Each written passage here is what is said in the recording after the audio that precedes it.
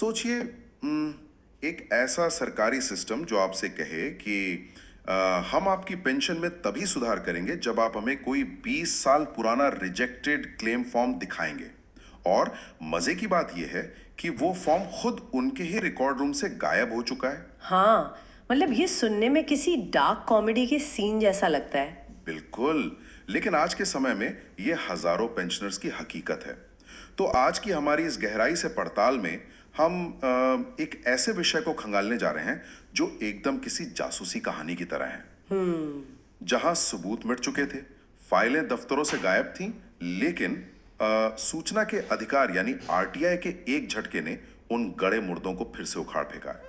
आज हमारे पास जो मुख्य स्रोत है वो 25 अगस्त 2026 का एक बहुत ही महत्वपूर्ण दस्तावेज है जिसे परवीन कोहली ने साझा किया है। राइट। और देखिए, इस दस्तावेज की अहमियत का अंदाजा आप इसी बात से लगा सकते हैं कि ये कोई एक दो पन्नों का साधारण पत्र नहीं है। अच्छा। हाँ, इस स्रोत के अंदर कर्मचारी भविष्य निधि संगठन, जिसे हम ईपीएफओ कहते हैं, उसके मुख्यालय के पेंशन डिवीजन की 6 बहुत पुरानी फाइलों के लिंक मौजूद हैं। 6 फाइलें? बिल्कुल। और अगर हम इसे डेटा के नजरिए से देखें ना, तो ये कुल 3255 पन्नों का पुलिंदा है। मतलब करीब 1.2 जीबी का ऐसा डेटा जो आज की तारीख में खुद ईपीएफओ के जोनल या क्षेत्रीय कार्यालयों की अलमारियों में खोजने पर भी नहीं मिलता। यार, यही वो विरोधाभास है जो इस पूरे मामले को इतना दिलचस्प बनाता है। मतलब सिस्टम के पास अपना ही डेटा नहीं है, लेकिन एक नागरिक के पास है। सही बात है। तो आज का हमारा मिशन बहुत स्पष्ट है। हम सिर्फ इन फाइलों के पन्ने नहीं पलटेंगे, बल्कि ये समझेंगे कि आखिर इन पुरानी धूल खाई फाइलों के भीतर ऐसा क्या तकनीकी और कानूनी बारूद छिपा है जो उन देश भर के लाखों पेंशनर्स के लिए किसी खजाने से कम नहीं है। हम ईपीएफओ के तर्क, इसके पीछे थी जटिल कानूनी भूल भुलैया और उस मानवीय संघर्ष को डिकोड करेंगे जिसने इन 3255 पन्नों को इंटरनेट के जरिए आम लोगों के फोन तक पहुंचाया। तो शुरुआत वहीं से करते हैं जहां से ये विवाद ट्रिगर हुआ। अचानक से इन दशकों पुरानी फाइलों की इतनी सख्त जरूरत क्यों आन पड़ी? तो देखिए, इस पूरी जद्दोजहद की जो जड़ है ना, वो 29 दिसंबर 2022 का एक ईपीएफओ सर्कुलर है। ओके। हमारे स्रोत दस्तावेजों में इस सर्कुलर के पैरा 6(3) का विशेष रूप से उल्लेख किया गया है। आसान भाषा में समझें तो सुप्रीम कोर्ट के कुछ फैसलों के बाद जो पेंशनर्स उच्च पेंशन या हायर पेंशन का दावा कर रहे हैं, ईपीएफओ ने उनके सामने एक बड़ी अजीब शर्त रख दी है। वो क्या? ईपीएफओ कह रहा है कि अगर आपको उच्च पेंशन चाहिए तो हमें सबूत के तौर पर वो पुराना रिजेक्शन लेटर यानी अस्वीकृति पत्र ला कर दीजिए। मतलब वो पत्र जब अतीत में आपने उच्च पेंशन की मांग की थी और हमने उसे ठुकरा दिया था। अरे, ये शर्त तो पहली नजर में ही बहुत अटपटी लगती है। मतलब पेंशनर्स को ये साबित करने का जिम्मा दे दिया गया कि ईपीएफओ ने ही अतीत में उनका दावा खारिज किया था। हाँ, लेकिन इसे अगर हम ईपीएफओ के नज़रिए से और पूरी निष्पक्षता से देखें तो उनका तर्क पूरी तरह से हवा हवाई भी नहीं है। अच्छा, वो कैसे? देखिए, ईपीएफओ देश का सबसे बड़ा रिटायरमेंट फंड संभालता है। ये कोई छोटी मोटी रकम नहीं है, करोड़ों कर्मचारियों के भविष्य की पूंजी है। तो उनके प्रशासनिक ढांचे के हिसाब से वे अचानक से बिना किसी ठोस कागजी सबूत के उच्च पेंशन के दरवाजे हर किसी के लिए नहीं खोल सकते। राइट, उन्हें ऑडिट करना होगा। बिल्कुल, उन्हें यह सुनिश्चित करना है कि केवल उन्हीं लोगों को इसका लाभ मिले जिन्होंने वास्तव में उस समय विकल्प चुना था। इसलिए वित्तीय सुरक्षा के लिहाज से वे एक पेपर ट्रेल मांग रहे हैं, दस्तावेजी सबूत।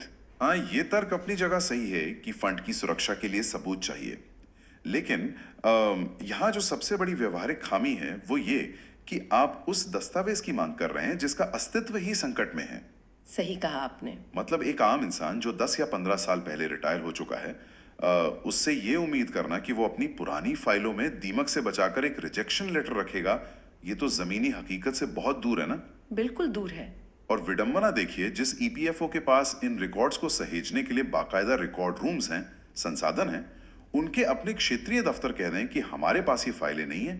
और यहीं पर वो मोड़ आता है जहां व्यवस्था का तंत्र एक आम नागरिक के सामने फेल होता हुआ दिखाई देता है। मतलब ईपीएफओ का मुख्यालय भले ही एक नियम बना दे, लेकिन अगर उनके अपने क्षेत्रीय कार्यालयों के पास वो पुराना डेटा नहीं है तो एक पेंशनर आखिर जाए कहाँ? कहीं नहीं जा सकता। राइट।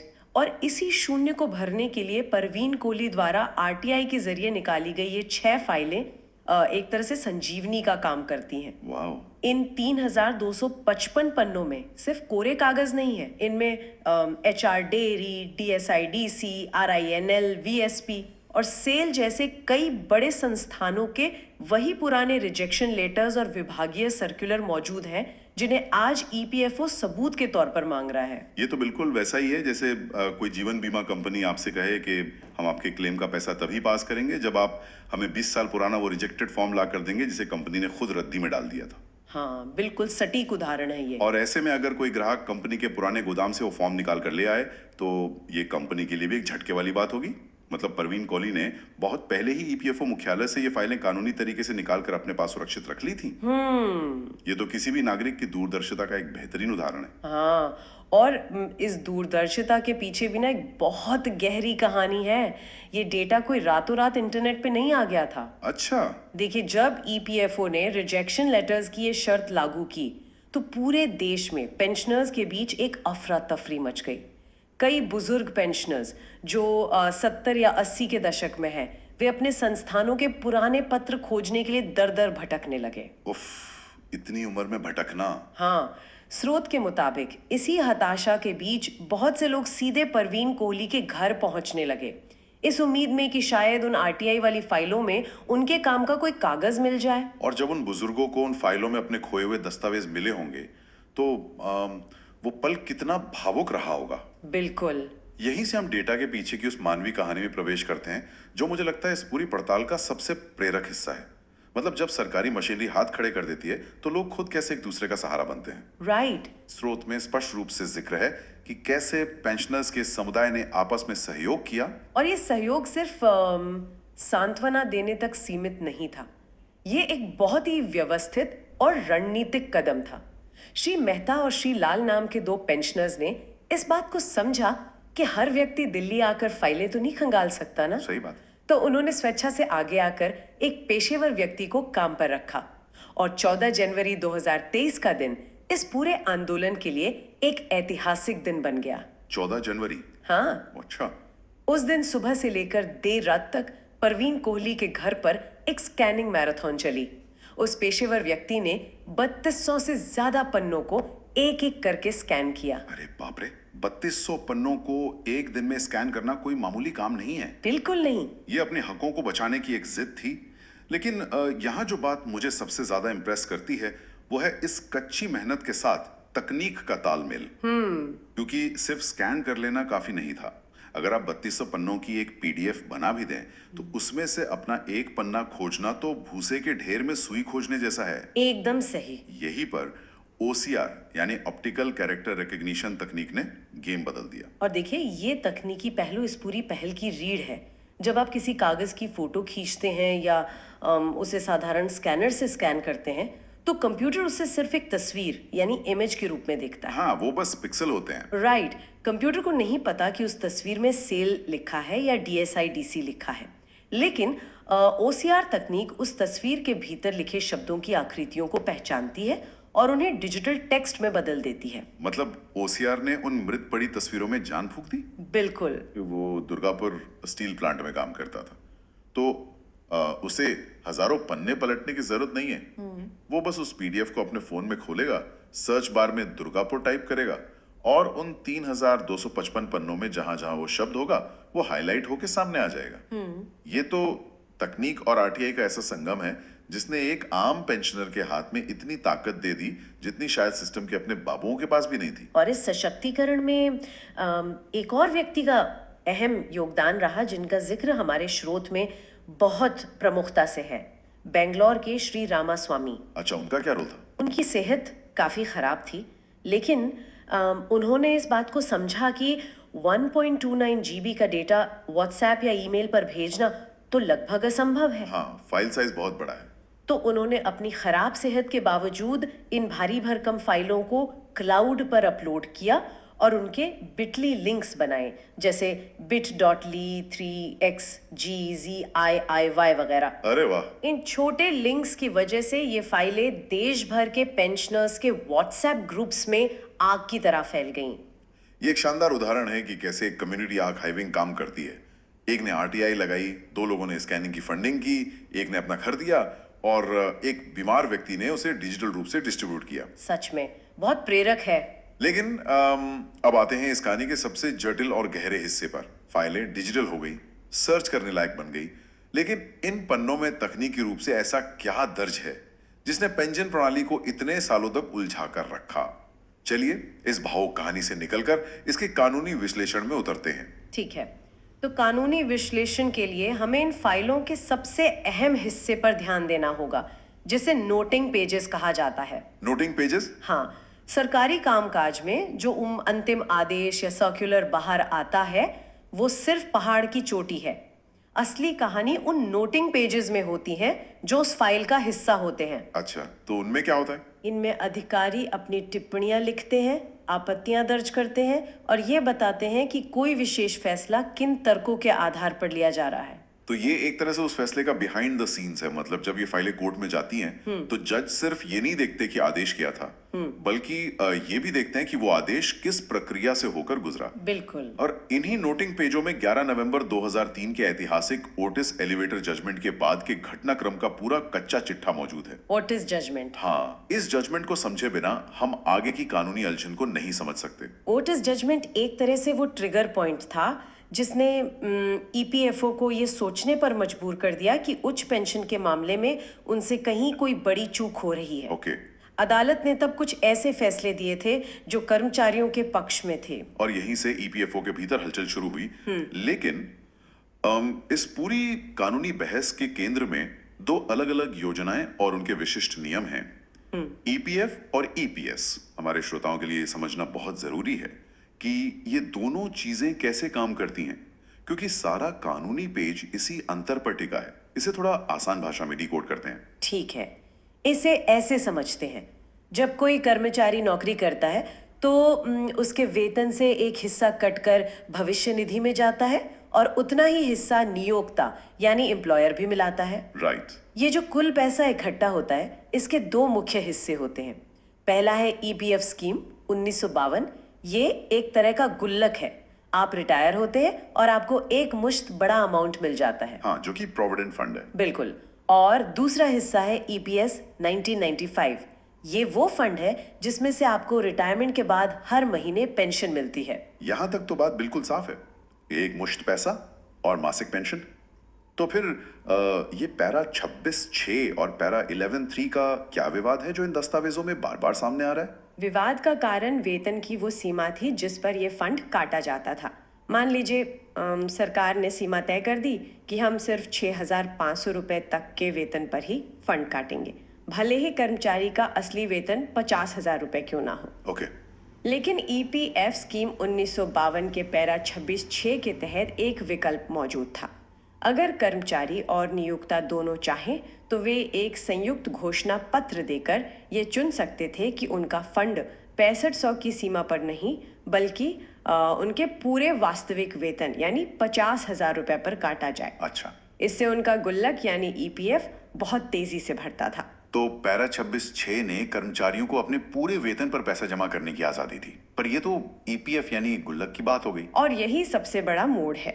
ईपीएफओ ने 22 नवंबर 2006 और बाद में 8 नवंबर 2013 को जो सर्कुलर निकाले, जिनके नोटिंग पेज इन 3,255 पन्नों में मौजूद हैं, उनमें ईपीएफओ का तर्क था कि ये जो वास्तविक वेतन पर योगदान करने का विकल्प है, ये केवल ईपीएफ स्कीम के पैरा 26(6) के तहत उपलब्ध है। मतलब सिर्फ गुल्लक वाले फंड के लिए। हाँ, उन्होंने तर्क दिया कि ईपीएस 1995 यानी पेंशन वाले फंड के तहत ऐसा कोई सीधा विकल्प नहीं था, जबकि ईपीएस के पैरा 11(3) में भी उच्च पेंशन का एक प्रावधान छिपा था। उफ, नियमों की इसी बारीक लकीर ने, मतलब पैरा 26(6) बनाम पैरा 13(3) की इस बहस ने पूरी व्यवस्था को इतना जटिल बना दिया कि एक आम कर्मचारी जिसे सिर्फ अपनी नौकरी और सैलरी से मतलब था, वो इस कानूनी भूल भुलैया में उलझ कर रह गया। बिल्कुल। लेकिन इन नोटिंग पेजों से एक और बड़ा खुलासा होता है जो मुझे लगता है इस पूरी चर्चा का सबसे चौंकाने वाला तथ्य है, एक मनमानी कट ऑफ डेट का निर्धारण। हाँ, ये इस पूरे मामले का सबसे ज्वलंत हिस्सा है। इन 6 फाइलों के भीतर छिपे दस्तावेजों से ये साफ तौर पर साबित होता है कि ईपीएफओ ने 1 दिसंबर 2004 की एक तारीख तय कर दी थी। 1 दिसंबर 2004? हाँ, इस तारीख को एक कट ऑफ डेट बना दिया गया। इसका सीधा सा मतलब ये था कि 1 दिसंबर 2004 के बाद उच्च पेंशन का विकल्प चुनने की ये खिड़की पूरी तरह से बंद कर दी गई। रुको, इसका मतलब तो ये हुआ कि अगर किसी ने 2005 में अपनी नौकरी शुरू की या किसी को 2006 में इस नियम के बारे में पता चला, तो वो चाहकर भी अपने वास्तविक वेतन पर उच्च पेंशन का विकल्प नहीं चुन सकता था। आप बिल्कुल सही नतीजा निकाल रहे हैं। और ये खिड़की कोई 1 या 2 साल के लिए नहीं, बल्कि पूरे 12 साल तक 2016 तक बंद रखी गई। My God. इसी बंद खिड़की का सबसे बड़ा खामियाजा उन कर्मचारियों ने भुगता जो 1 सितंबर 2014 से पहले रिटायर हो गए। चूंकि 2004 से लेकर उनके रिटायर होने तक ये खिड़की बंद थी, इसलिए उन्हें अपनी सेवा अवधि के दौरान कभी ये विकल्प चुनने का मौका ही नहीं मिला। ये एक बहुत ही गंभीर बात है। मतलब एक प्रशासनिक फैसले ने, एक मनमानी तारीख ने अनजाने में ही सही लेकिन हजारों लाखों कर्मचारियों को उनके हक से वंचित कर दिया। वे अपनी पूरी नौकरी के दौरान इस गलतफहमी में रहे कि उनके पास विकल्प ही नहीं है, और अब 2026 में जब वे उच्च पेंशन मांग रहे हैं तो उनसे 20 साल पुराना रिजेक्शन लेटर मांगा जा रहा है। ये तो जले पर नमक छिड़कने जैसा है। इसीलिए हम बार बार इन नोटिंग पेजों की अहमियत पर जोर दे रहे हैं। अदालत में जब कोई मामला जाता है ना, तो आप जज के सामने सिर्फ ये कहकर केस नहीं जीत सकते कि हमारे साथ अन्याय हुआ है या ये फैसला गलत है। राइट, आपको सबूत चाहिए। बिल्कुल, आपको कानूनी रूप से ये साबित करना होता है कि जो फैसला लिया गया था उसकी प्रक्रिया में, उसके डिसीजन मेकिंग प्रोसेस में कोई ना कोई वैधानिक खामी थी। और ये 3255 पन्ने उस खामी का जीता जागता सबूत हैं। ये दस्तावेज वकीलों के लिए एक ब्लूप्रिंट की तरह है। एकदम सही। ये कोर्ट को बताएंगे कि 2004 में या 2006 में जब ईपीएफओ के बड़े अधिकारी कमरों में बैठकर ये कट ऑफ तारीखें तय कर रहे थे, तो उनके बीच क्या पत्राचार हुआ था, किन आपत्तियों को दरकिनार किया गया था और फैसले का असली आधार क्या था। इसीलिए परवीन कोहली ने अपने पत्र में ये अपील की है कि इन 6 फाइलों को सिर्फ एक बार पढ़कर छोड़ा ना जाए। उन्होंने जोर देकर कहा है कि हर पेंशनर, हर कर्मचारी संगठन और उनके वकील इन दस्तावेजों को सहेज कर रखें। जब सुप्रीम कोर्ट या हाई कोर्ट में ईपीएफओ के वकीलों से जिरा होगी, तो ये नोटिंग पेज ही पेंशनर्स के सबसे धारदार हथियार साबित होंगे। बिल्कुल। ये लड़ाई सिर्फ एक रिजेक्शन लेटर खोजने की नहीं रह गई है, ये अब उस पूरी प्रक्रिया को चुनौती देने की लड़ाई है जिसने इतने सालों तक लोगों को उनके अधिकार से दूर रखा। सही कहा। अगर हम आज की इस पूरी चर्चा को समेटें तो हमारे सामने 2 बहुत ही स्पष्ट तस्वीरें उभर कर आती हैं। एक तरफ एक विशाल नौकरशाही है जो अपनी प्रक्रियाओं, कट ऑफ तारीखों और नियमों की जटिलताओं में उलझी हुई है। उनका अपना तर्क है कि वे एक बड़े फंड की सुरक्षा कर रहे हैं, लेकिन उस प्रक्रिया में उन्होंने जमीनी हकीकत और मानवीय पहलू को पूरी तरह से नजरअंदाज कर दिया। और दूसरी तस्वीर में हमारे सामने एक आम नागरिक और एक समुदाय की ताकत है। ये मुद्दा अब सिर्फ ईपीएफओ या उच्च पेंशन के इर्द गिर्द नहीं घूमता। राइट। ये दिखाता है कि इंफॉर्मेशन में कितनी ताकत होती है। अगर सूचना को सही तरीके से, सही समय पर सहेजा जाए, उसे डिजिटल रूप दिया जाए और सबसे अहम, उसे समुदाय के साथ साझा किया जाए, तो वो एक आम आदमी को भी बड़े से बड़े सिस्टम के सामने ताकतवर बना सकती है। बिल्कुल। ये आरटीआई और कम्युनिटी आर्काइविंग की एक बहुत बड़ी जीत है। ये हमें याद दिलाता है कि लोकतंत्र में सवाल पूछना और उपलब्ध उपकरणों का सही इस्तेमाल करना कितना जरूरी है। 14 जनवरी 2023 को उन 3200 पन्नों का स्कैन होना सिर्फ एक काम नहीं था, वो एक आंदोलन का डिजिटल रूप था। बिल्कुल सही बात है। तो आज की इस विस्तृत चर्चा को खत्म करते हुए मैं आपको एक ऐसे विचार के साथ छोड़ना चाहता हूं जो शायद आपको थोड़ी देर के लिए सोचने पर मजबूर कर दे। आज हमने देखा कि कैसे ओसीआर जैसी एक बहुत ही साधारण सी तकनीक ने मृत पड़े स्कैन किए गए पन्नों को न्याय के एक धारदार हथियार में बदल दिया। उन पन्नों के भीतर छुपे 20 साल पुराने सच ने लाखों लोगों की पेंशन का रास्ता साफ कर दिया। राइट। लेकिन ये पूरी कहानी हमें एक बहुत ही बेचैन करने वाले सवाल के साथ छोड़ जाती है। न जाने आज भी इसी वक्त देश भर के सरकारी दफ्तरों के ठंडे और अंधेरे तहखानों में धूल फांक रही ऐसी कितनी और फाइलें होंगी। सच में। न जाने उन अनगिनत पन्नों में आम नागरिकों के कितने अधिकार, उनके कितने फायदे और उनका कितना भविष्य दबा पड़ा होगा बस इस इंतजार में कि कोई परवीन कोहली एक और आरटीआई लगाए, कोई समुदाय एकजुट होकर उसे स्कैन करे और उस सच को बाहर निकाले। इस सवाल पर विचार कीजिएगा। हमारे साथ इस लंबी और विस्तृत चर्चा में जुड़ने के लिए आपका बहुत बहुत धन्यवाद। मिलते हैं अगली बार एक नई पड़ताल के साथ, जहां हम फिर से किसी जटिल मुद्दे की तह तक जाएंगे। तब तक सीखते रहिए और सवाल पूछते रहिए।